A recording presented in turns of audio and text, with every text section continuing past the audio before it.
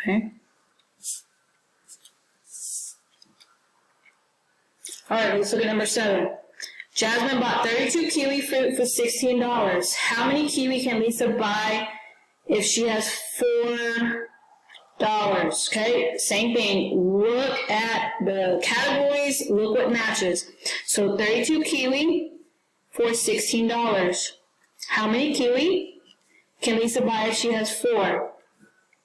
Okay, 32 kiwi for $16. Okay, how many kiwi? We don't know. Can Lisa buy if she has $4?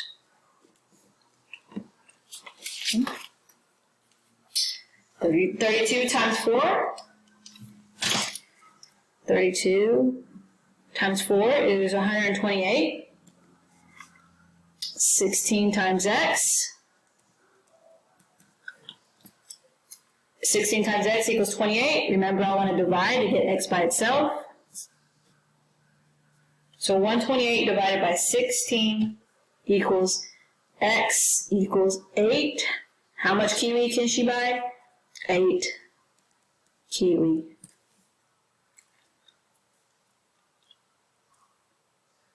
Okay, now you'll try the questions on your own and go formative.